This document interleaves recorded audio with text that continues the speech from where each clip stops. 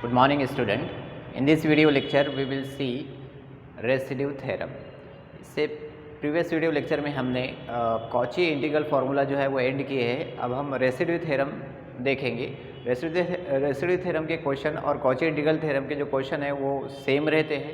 मतलब जो इंटीग्रेशन आपको इवैल्यूएट करना है वो आप कॉची इंटीग्रल फार्मूले से भी इवैल्यूएट कर सकते हैं और सेम क्वेश्चन जो है वो रेसिड्यू थ्योरम से भी इवैल्यूएट कर सकते हैं.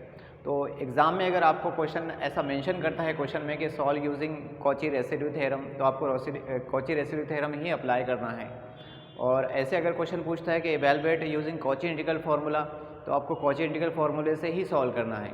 और अगर क्वेश्चन में मेंशन नहीं है कि इंटीग्रेशन को किस फार्मूले से इवैल्यूएट करना है, तो फिर आप कोई भी अप्लाई कर सकते हैं. कॉची इंटीग्रल फार्मूला भी अप्लाई कर सकते हैं और रेसिड्यू थ्योरम भी अप्लाई कर सकते हैं. तो चलिए देखते हैं रेसिड्यू थ्योरम.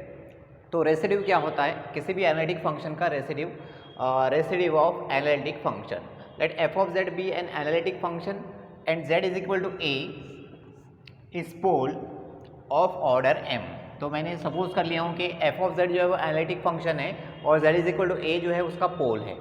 तो ये एफ ऑफ जेड का z is equal to a पर आपको रेसिड्यू कैलकुलेट करना है. तो residue of F of Z at Z is equal to A is defined as, तो इसको इस तरह से लिखते हैं रेसिड्यू को आर ई एस रेस लिखते हैं. Residue of F of Z at Z is equal to A is equal to होता है 1/m-1 फैक्टोरियल. देखो पोल का ऑर्डर अगर m है तो यहाँ से m से एक छोटा नंबर लेना है m-1 और उसका फैक्टोरियल.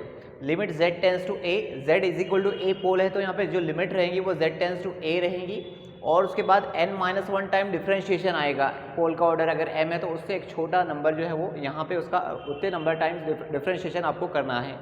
और मल्टीपल यहाँ पे आएगा z minus a raise to power m. z is equal to a pole है विद ऑर्डर m, तो यहाँ पे z minus a raise to power m factor आएगा और मल्टीपल पूरा फंक्शन f ऑफ z आएगा. ठीक है, तो ये तो इन जनरल हो गया पोल ऑर्डर m के लिए. तो आपको जो ऑर्डर पूछेगा क्वेश्चन के अंदर, पोल की ऑर्डर जो रहेगी वो 1 रहेगी, 2 रहेंगी, 3 रहेंगी, मैक्सिमम 4 रहेंगी. तो मैं 1, 2, 3 और 4 के लिए फॉर्मूला कैसे दिखता है उसको यहाँ पे लिख लेते हैं नोट में. ठीक है, तो पहला F of Z is equal to A is pole of order 1. z is equal to ए जो है पोल है ऑफ ऑर्डर 1 का मतलब m इज इक्वल टू 1 है. तो देखो मैं m इज इक्वल टू 1 यहाँ पे रखूँगा तो क्या बनेगा? Residue of F of Z at Z is equal to A is equal to, यहाँ पे m की वैल्यू 1 रखेंगे तो 1-1 0 0 फैक्टोरियल की वैल्यू 1 होती है तो 1/1 1 ये हो गया यहाँ से. Limit z tends to a तो रहेगा और यहाँ पे m की वैल्यू 1 रखेंगे तो 1-1 0 मतलब 0 टाइम डिफ्रेंशिएशन मतलब कोई डिफ्रेंशिएशन नहीं. राइट है, तो ये भी यहाँ से डेरिवेटिव भी स्किप हो गया. तो बचता क्या है आगे? z माइनस ए रेस्ट पावर m की वैल्यू यहाँ पे 1 तो z माइनस ए पावर 1 आएगा और उसके बाद मल्टीपल f ऑफ z. तो पोल की ऑर्डर अगर 1 है तो residue of f of z क्या होगा? Residue of f of z is equal to हो जाएगा limit z tends to a, यहाँ पे कोई नंबर नहीं आएगा और आगे कोई डिफ्रेंशिएशन नहीं आएगा. z minus a, z is equal to a pole है तो z माइनस ए ब्रैकेट आएगा और मल्टीपल में f ऑफ z. तो ये z इज इक्वल टू 1 पोल के लिए मैक्सिमम टाइम जो है ये z इज इक्वल टू 1 पोल ही रहता है. तो यही आपको अप्लाई करना है. तो ये रिजल्ट आप याद रखेंगे. अब second result f z is equal to a is pole of order 2. Order 2 के लिए मतलब m इज इक्वल टू यहाँ पे 2 रखना है. तो m इज इक्वल टू 2 रखेंगे तो रेसिड्यू का फॉर्मूला क्या बन जाएगा? Residue of f of z is equal to a. Pole की ऑर्डर जो है वो 2 है तो यहाँ पे m की वैल्यू 2 रखेंगे तो 2-1 1 फैक्टोरियल 1 होता है 1 डिवाइड बाई 1. ठीक है, तो ये यहाँ से हट गया. Limit z tends to a तो रहेगा, यहाँ पे m की वैल्यू 2 रखेंगे तो 2-1 कितना हो जाएगा? 1 मतलब 1 टाइम डिफ्रेंशिएशन करना पड़ेगा आपको d बाई डी जेड और आगे आएगा z minus a whole rest power 2 क्योंकि पोल की ऑर्डर 2 है और मल्टीपल f ऑफ z. तो देखो पोल की ऑर्डर अगर आपके पास पोल की ऑर्डर अगर 1 है तो यहाँ पे कोई डिफ्रेंशिएशन नहीं आएगा. पोल की ऑर्डर 2 है तो 1 टाइम डिफ्रेंशिएशन यहाँ पे बनेगा और z minus a whole square f of z. तो पोल की ऑर्डर अगर 3 है तो यहाँ पे 1/2 फैक्टोरियल आएगा. राइट है, और ये 2 टाइम डिफ्रेंशिएशन हो जाएगा. पोल की ऑर्डर अगर 4 है तो ये 3 फैक्टोरियल हो जाएगा और यहाँ पे 3 टाइम डिफ्रेंशिएशन हो जाएगा. तो इस तरह से ये रेसिड्यू का आपको फॉर्मूला याद रखना है. मैक्सिमम टाइम क्वेश्चन के अंदर पोल ऑफ ऑर्डर 1 के लिए और पोल ऑफ ऑर्डर 2 के लिए ही क्वेश्चन आपको पूछता है। ठीक है, तो इसके बाद देखते हैं residue theorem.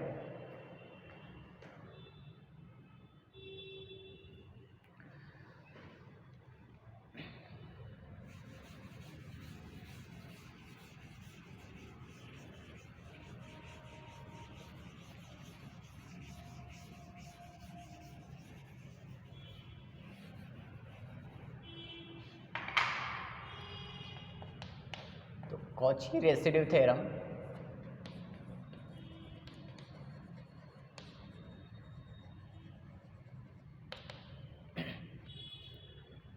if f of z is analytic function inside the curve C, then integration over the curve C f of z dz is equal to 2 pi I in bracket sum of residue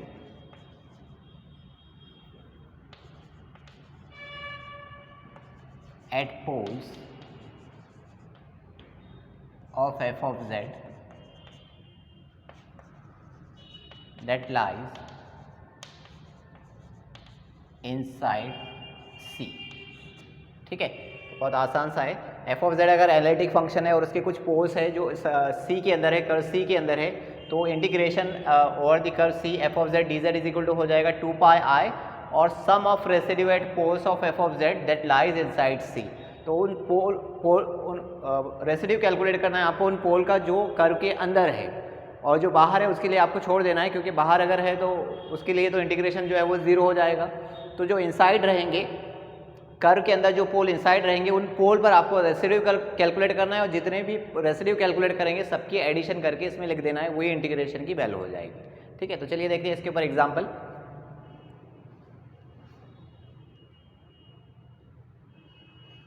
example number 1, evaluate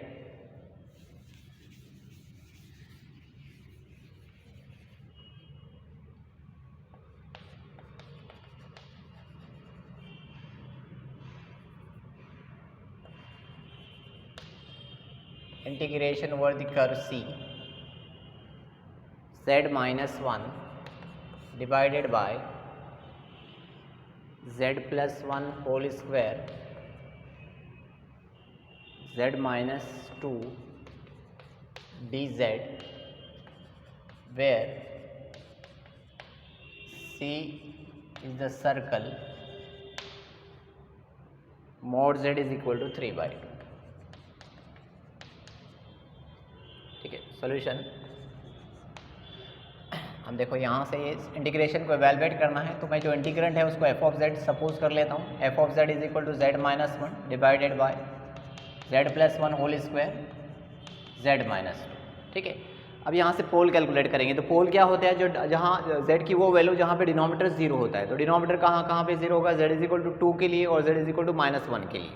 तो z is equal to minus 1 and 2 are poles of f of z of order, देखो z is equal to minus 1, pole का order कितना है, bracket की power 2 है तो इसका order 2 है, and z is equal to 2, pole का ऑर्डर कितना है, ये ब्रैकेट की पावर 1 है तो इसका ऑर्डर 1 है रेस्पेक्टिव। ठीक है, अब जो सर्कल दिया है वो सर्कल आप यहाँ पे ड्रॉ करेंगे, देखेंगे कौन सा पोल इनसाइड है कौन सा पोल आउटसाइड है। जो इनसाइड रहेगा उसके ऊपर रेसिड्यू कैलकुलेट करेगा, जो आउटसाइड रहेगा उसके लिए रेसिड्यू आपको कैलकुलेट करने की ज़रूरत नहीं है। ठीक है, तो क्या दिया है आपको, सर्कल की इक्वेशन है, mod z is equal to 3/2 is equation of circle with centre at origin and radius 3/2। ठीक है, तो मैं इसको ड्रॉ करता हूँ। ये सर्कल है, सेंटर इसका ओरिजिन पे है 0,0 और रेडियस जो है इसका 3/2 है। 3/2 मतलब 1.5। तो ये है 1.5 3/2 माइनस 1.5। तो पोल जो है देखो, पोल z इज इक्वल टू -1 यहाँ पे रहेगा, ये -1 है एक पोल ये अंदर, और z इज इक्वल टू 2 इधर रहेगा बाहर। तो z is equal to -1 inside है और z इज इक्वल टू 2 जो है वो आउटसाइड है। तो आपको जो रेसिड्यू कैलकुलेट करना है सिर्फ किसके लिए कैलकुलेट करना है, z इज इक्वल टू -1 के लिए ही रेसिड्यू कैलकुलेट करना है। z इज इक्वल टू 2 के लिए रेसिड्यू आपको कैलकुलेट करने की ज़रूरत नहीं है, ठीक है। तो मैं रेसिड्यू कैलकुलेट करता हूँ। z is equal to -1 pole z is equal to -1 lies inside the circle.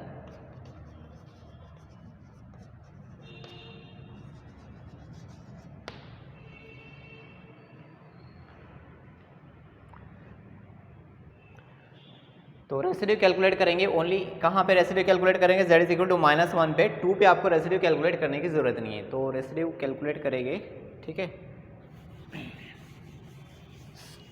मिटा देता हूँ।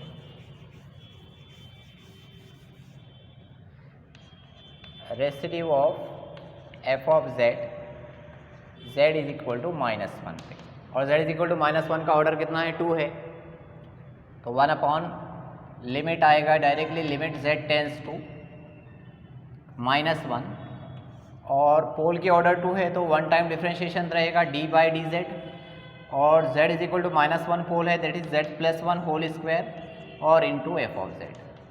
ये रेसिड्यू का फॉर्मूला लिखा मैंने। पोल की ऑर्डर 2 है तो यहाँ 1 टाइम डिफ्रेंशिएशन आएगा, और 1 अपॉन 1 फैक्टोरियल 1 होता है, इसलिए यहाँ पे कुछ भी नहीं रहेगा, सिंपल एक बार डिफ्रेंशिएशन करना है। तो पहले मैं f ऑफ z की वैल्यू रख देता हूँ। तो limit z tends to -1 d/dz z plus 1 whole square f of z ये पूरा फंक्शन है, पूरा इंटीग्रेंड है।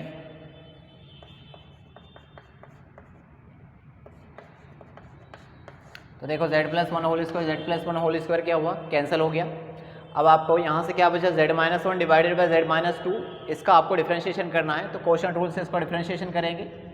लिमिट z टेंस टू -1, तो क्वोशंट रूल क्या होता है, डिनोमिनेटर का square in denominator, derivative of numerator denominator as it is in numerator, derivative of numerator z-1 का डेरिवेटिव कितना हो जाएगा 1 minus numerator as it is derivative of denominator z-2 का डेरिवेटिव कितना हो जाएगा 1, ठीक है। मैंने डिफरेंशिएशन कर दिया। अब z इज इक्वल टू -1 रख देना, यहाँ पे कैलकुलेट करो या फिर वैसे ही डायरेक्टली रख दो। z इज इक्वल टू -1 मैं रख देता हूँ, यहाँ पे पुट कर देता हूँ।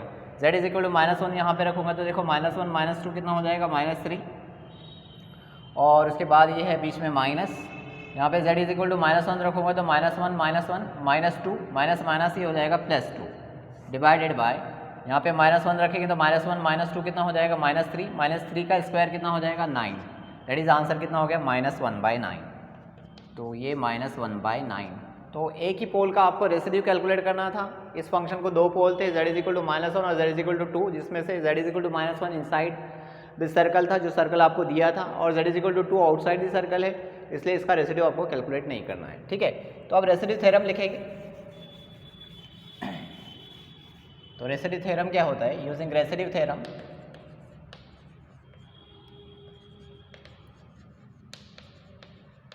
Integration for the curve C f of z dz is equal to 2 pi I sum of residue, ठीक है। तो f of z की वैल्यू यहाँ पे पुट कर देते, integration for the curve C f of z की वैल्यू क्या है, z-1 divided by z plus 1 whole square z-2 dz is equal to 2 pi I sum of residue. Sum of residue एक ही residue है अपने पास -1/9, ठीक है। तो ये इंटीग्रेशन की वैल्यू होगी। तो इंटीग्रेशन की वैल्यू क्या आ गई, -2 pi I डिवाइडेड बाय 9, ये इसका फाइनल आंसर।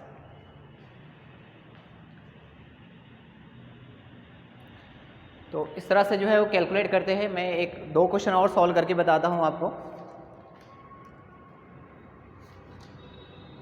ताकि कंसेप्ट आपका जो है वो अच्छे से क्लियर हो जाए। तो अगला क्वेश्चन है,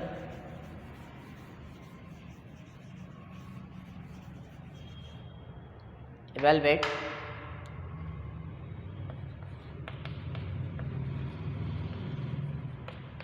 integration over the curve C e raised to power zt divided by z into z square plus 1 dz t greater than 2,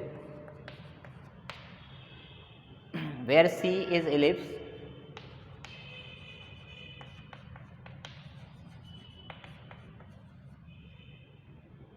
mod of z minus root 5 plus mod of z plus root 5 is equal to 6। ठीक है, तो ये integration using residue theorem.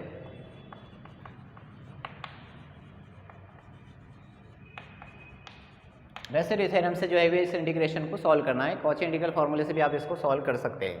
तो solution पहले मैं क्या करूँगा, f of Z is equal to, जो इंटीग्रेंट है उसको एफ ऑफ जेड सपोज कर लूँगा, z T divided by Z into z square plus 1।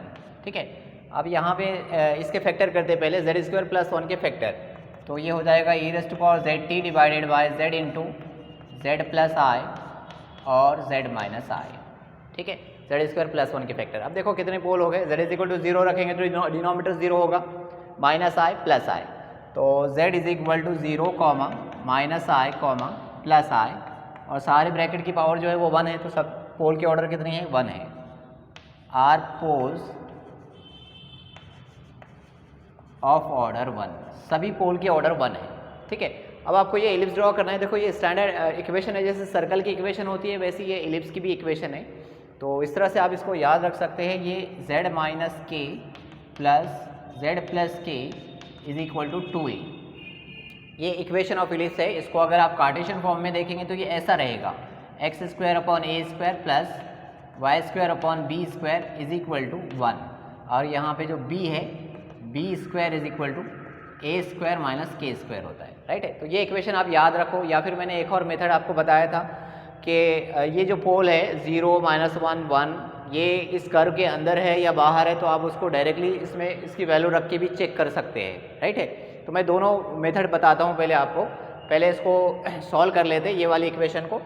ये जो आपको दिया है z minus root 5 plus z plus root 5 is equal to 6, तो 6 को मैं लिख लेता 2 इंटू 3। ठीक है, अब ये इक्वेशन को और ये इक्वेशन को कंपेयर करेंगे, ये वाली स्टैंडर्ड इक्वेशन को कंपेयर करेंगे, तो यहाँ पे क्या है आपके पास, k इज इक्वल टू आपके पास रूट 5 है और a इज इक्वल टू आपके पास 3 है। b की वैल्यू आपको कैलकुलेट करना है, तो b इज इक्वल टू कितना है, b इज इक्वल टू है आपके पास b square is equal to a square minus k square. तो यहाँ पे रखेंगे a स्क्वायर मतलब 9 माइनस रूट 5 का स्क्वायर मतलब 5, देयरफॉर आंसर कितना आ गया 4। b square is equal to 4 मतलब b इज इक्वल टू हो गया आपके पास प्लस माइनस 2। राइट है, b square is equal to 4। तो ये एलिप्स की इक्वेशन क्या बन गया आपके पास, x square upon a square, a की वैल्यू 3 है तो ये 9 हो गया, plus y square upon b square की वैल्यू कितनी है 4 है, तो x square upon 9 plus y square upon 4 is equal to 1। तो ये हो गई आपके पास एलिप्स की इक्वेशन। तो मैं यहाँ लिख लेता हूँ, therefore the given equation of ellipse is x square upon 9 plus y square upon 4 is equal to 1।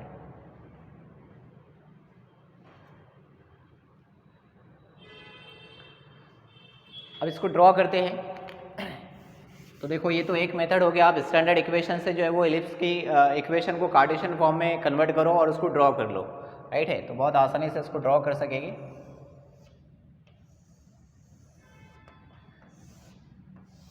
ये ओरिजिन है और एक्स स्क्वायर डिवाइड बाई 9 है, मतलब ये प्लस 3 और ये माइनस 3 हो गया, और वाई स्क्वायर अपॉन 4 है, मतलब ये प्लस 2 और ये माइनस 2 हो गया। अपने पास जो पोल है वो z is equal to 0 pole है, z is equal to 0 pole inside, z is equal to minus I यहाँ पे माइनस आई मतलब y एक्सिस पे -1। राइट है, ये माइनस आई ये भी इनसाइड, और z इज इक्वल टू आई मतलब y एक्सिस पे +1, तो ये भी इनसाइड। तो तीनों के तीनों पोल इनसाइड एलिप्स के इनसाइड में है, मतलब आपको तीनों पोल पर आपको रेसिड्यू कैलकुलेट करना है। ठीक है, तो देखो ये एक मेथड हो गया कि ये पोल इनसाइड है या आउटसाइड है कर गेस करने के। एक मेथड और मैं बताया था आपको, अगर आपको ये इक्वेशन स्टैंडर्ड इक्वेशन जो मैंने अभी बताया आपको अगर वो याद ना है तो आप क्या करेंगे, ये z इज इक्वल टू 0 जो है उसके अंदर रखते चले जाएंगे, ये मॉडुलस की वैल्यू कैलकुलेट करेंगे और z इज इक्वल टू 0 यहाँ पे रखेंगे, ये मॉडुलस की वैल्यू कैलकुलेट करेंगे।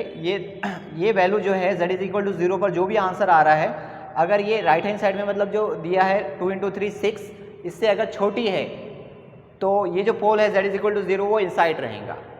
और z is equal to minus i, z की जगह माइनस आई रखेंगे, यहाँ पे z की जगह माइनस आई रखेंगे, फिर ये दोनों मॉडुलस मतलब मैग्नीट्यूड को कैलकुलेट करेंगे और इसका आंसर अगर जो है वो ये 6 से छोटा आता है, लेस देन 6 आता है तो इनसाइड रहेगा और ग्रेटर देन 6 आता है तो आउटसाइड रहेगा, राइट है। तो प्रीवियस वीडियो में बताया हूँ मैंने ये कैसे कैलकुलेट करते हैं। तो फिलहाल तो आप यहाँ पे देखेंगे तीनों पोल जो है वो इनसाइड एलिप्स है, मतलब तीनों पोल पर आपको रेसिड्यू कैलकुलेट करना है। तो तीनों पोल के ऑर्डर 1 है तो मैं 1 बाय 1 जो है वो रेसिड्यू कैलकुलेट करता हूँ।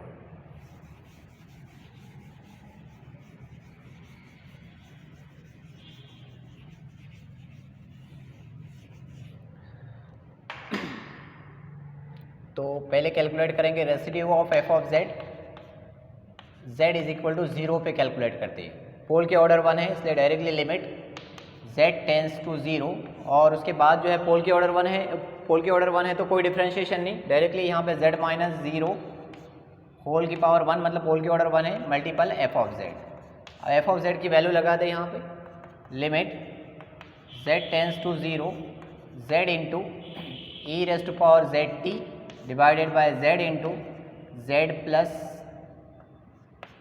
आई z माइनस आई, और ये z क्या हो जाएगा cancel, z tends to 0 apply करेंगे, ई रेस्ट टू पावर 0 1 होता है, डिवाइडेड बाय 0 रखेंगे तो यहाँ पे i और ये माइनस i, तो i मल्टीपल आई स्क्वायर की वैल्यू -1, तो माइनस माइनस ये मिलके क्या हो जाएगा प्लस, दैट इज आंसर +1।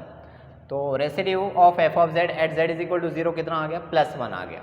अब second residue of F of Z, z is equal two plus I calculate करते हैं, ठीक है। z is equal two plus आई, पोल के ऑर्डर 1 है इसलिए यहाँ पे डायरेक्टली यहाँ पे लिमिट आएगा z tends to i, z is equal to i pole calculate कर रहे हैं मतलब यहाँ पे z माइनस आई फैक्टर आएगा और इनटू एफ ऑफ जेड की वैल्यू है E raised to power z divided by z plus I z minus I और इंटू जेड भी है, सॉरी ये z माइनस आई फैक्टर क्या होगा कैंसिल हो जाएगा और z is equal to i रख देना है आपको, तो इसमें रखेंगे z इज इक्वल टू आई,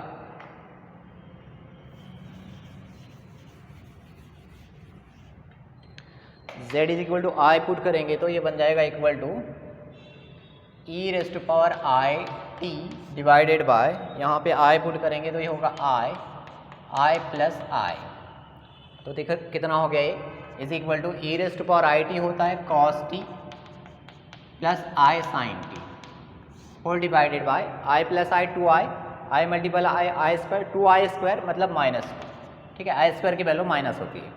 तो residue of F of Z at Z is equal to I पे कितना कैलकुलेट हो गया cos T plus I sine T divided by -2। अब नेक्स्ट जो है वो माइनस आई पे रेसिड्यू कैलकुलेट करेंगे, residue of F of Z Z is equal to minus I, तो ये हो जाएगा limit Z tends to minus I into Z is equal to minus I पे कैलकुलेट करें मतलब यहाँ पे जेड प्लस आई फैक्टर आएगा और इंटू एफ ऑफ जेड क्या है E raise to power Z T divided by Z into Z plus I Z minus I, ठीक है। तो यहाँ से जेड प्लस आई और जेड प्लस आई कैंसिल हो गया, जेड की जगह माइनस आई रखना है तो ये हो जाएगा E raise to power minus I T divided by यहाँ पे रखेंगे माइनस आई और माइनस आई, ठीक है, माइनस आई माइनस 2i, माइनस कैंसिल हो गया और i मल्टीपल आई कितना हो जाएगा 2i स्क्वायर, तो कितना आंसर आ गया ये E raise to power minus I T divided by 2i square, ठीक है। आई स्क्वायर की वैल्यू क्या होगी -1 मतलब ये फिर से आंसर आ गया E raise to power minus I T divided by -2। तो residue of F of Z at Z is equal to minus I कितना हो गया E raise to power minus I T divided by -2। अब residue theorem लिखेंगे,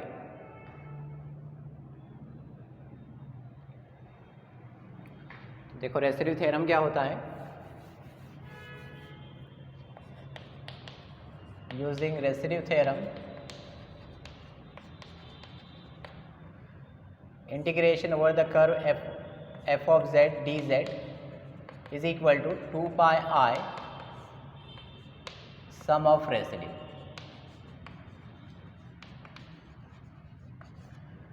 तो जितने भी residue calculate किए सबकी sum z is equal to 0 पर जो रेसिड्यू कैलकुलेट हुआ था वो 1 plus z is equal to i पे जो रेसिड्यू कैलकुलेट किए वो cos t प्लस i sin t divided by -2। यहाँ पे भी रख देते देखो e रेस्ट पर माइनस आई टी की value cos t minus i sin t divided by -2, ठीक है। तो plus cos t minus i sin t divided by -2।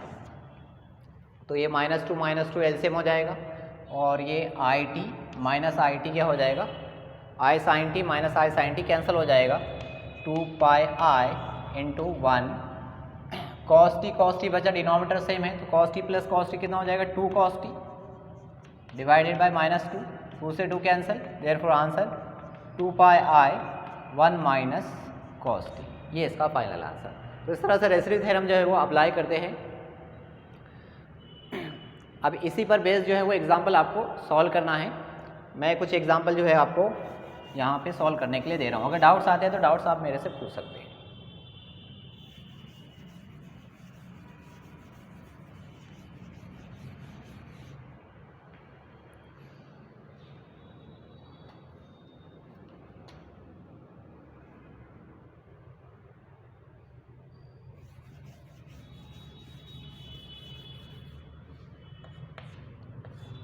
Integration over the curve C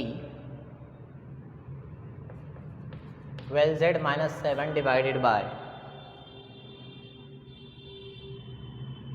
z minus 1 whole square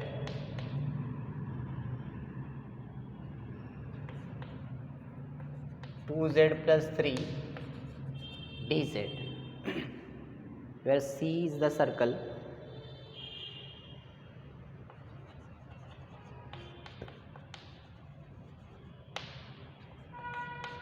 first है mod z is equal to 2, second है mod of z plus i is equal to √3, ठीक है। तो दो question है, एक mod z is equal to 2 के लिए इस इंटीग्रेशन को कैलकुलेट करना है और एक mod z plus i is equal to √3 के लिए इस इंटीग्रेशन को आपको कैलकुलेट करना है रेसिड्यू थ्योरम से, using residue theorem. Second question,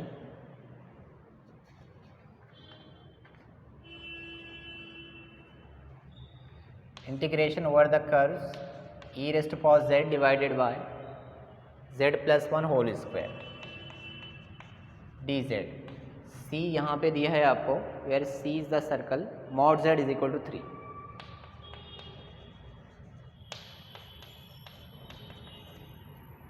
using residue theorem।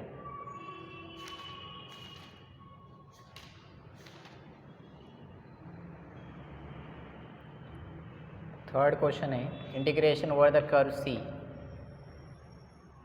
e raised to power z divided by cos pi z dz। C is the circle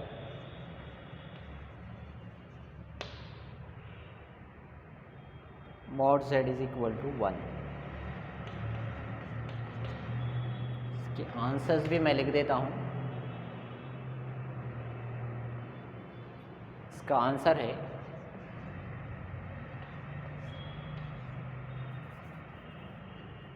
to i in bracket e raised to power -1/2 minus e raised to power 1/2।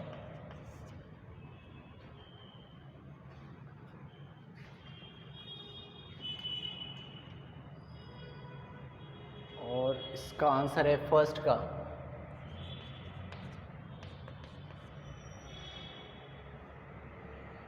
-4 pi i और second का answer है 4 pi i।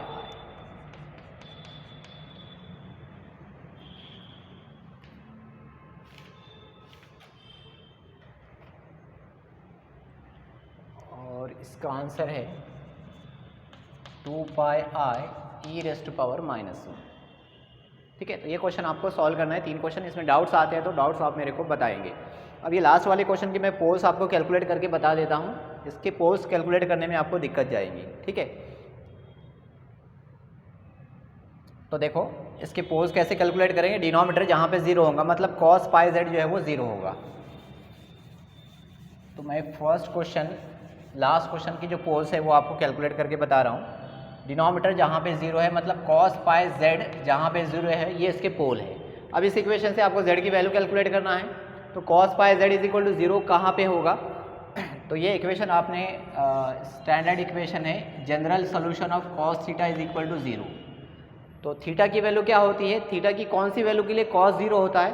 तो theta is equal to होता है 2n + 1 pi by 2। और ये जो n है, n बिलोंग्स टू z, मतलब ये इंटीजर्स है। मतलब यहाँ पे n की वैल्यू आप जो भी रखेंगे तो जो थीटा की वैल्यू आएंगी उस पर जो है cos 0 बनेगा। फॉर एग्जांपल आप इस z में से 0 रख दो, n की जगह 0 रखेंगे तो थीटा इज इक्वल टू कितना हो जाएगा? Pi by 2। cos pi by 2 0 होता है। -1 रख दो तो ये हो जाएगा -2 + 1 -1 minus pi by 2। cos minus pi by 2 भी 0 होता है। n इज इक्वल टू 1 रख दो, n इज इक्वल टू 1 रखेंगे तो कितना हो जाएगा? 3 पाई बाई 2। n की value 1, 2 × 1 2, 2 + 1 3, 3 pi by 2। cos 3 pi by 2 0 होता है, राइट है। तो यहाँ पे थीटा की पोजीशन पे क्या है? Pi z। तो cos pi z is equal to 0 होगा। cos पाई z कब 0 होगा? जब pi z is equal to होगा 2n + 1 पाई बाई 2। और ये जो n है, n कहाँ से लेंगे? इंटीजर के सेट से, राइट है। मतलब यहाँ पे n की वैल्यू अगर आप रखते जाएंगे तो ये देखो पाई से पाई क्या हो जाएगा? कैंसिल हो जाएगा। तो z इज इक्वल टू कितना हो जाएगा? 2n + 1 पाई बाई 2 हो जाएगा, राइट है। अब यहाँ से आप वैल्यू रखेंगे, अगर n की वैल्यू 0 रखेंगे तो बन जाएगा ये pi by 2 plus pi by 2। n की वैल्यू -1 रखेंगे, सॉरी पाई तो कैंसिल हो गया, ये 1/2 बचा, पाई यहाँ से कैंसिल हो गया तो +1/2। n की वैल्यू 0 रखेंगे तो +1/2, n की वैल्यू -1 रखेंगे तो -1/2। और इसी तरह से यहाँ से z में से इसके अंदर वैल्यू रखते जाएंगे तो ये +-3/2, फिर +-5/2 और फिर ये कंटिन्यू चलता जाएगा। तो ये जो फंक्शन है e⁻z cos पाई z, इसके कितने सारे पोल्स हैं? इनफाइनाइट पोल्स है, +-1/2, +-3/2, +-5/2 एंड सो ऑन। तो आपको कौन से वाले पोल कंसिडर करना है? वो पोल जो इस सर्कल के इनसाइड है। तो देखो mod z is equal to 1, radius 1 है और सेंटर जो है ओरिजिन पे है। तो कौन से पोल इनसाइड आएंगे? +-1/2 और +-3/2, तो ये तो 1.5 होता है, ये 1 से बड़ा है, मतलब ये सर्कल से बाहर जाएगा। तो ये +-1/2 को छोड़कर बाकी जितने पोल आने वाले सारे के सारे आउटसाइड द सर्कल जाएंगे, राइट है। तो सिर्फ आपको +-1/2 के लिए ही रेसिड्यू कैलकुलेट करना है, ठीक है। तो 2 रेसिड्यू कैलकुलेट करना पड़ेगा, +1/2 के लिए और -1/2 के लिए। इसके बाद भी अगर आपको डाउट आते हैं तो आप मेरे से डाउट पूछ सकते हैं, व्हाट्सएप पे पूछ सकते हैं या फिर इसी वीडियो के कमेंट बॉक्स में भी आप आपके डाउट्स डाल सकते हैं, ठीक है। इस वीडियो लेक्चर में बस इतना ही। अगले वीडियो लेक्चर में हम लॉरेंस सीरीज पढ़ेंगे। Thank you for watching this video.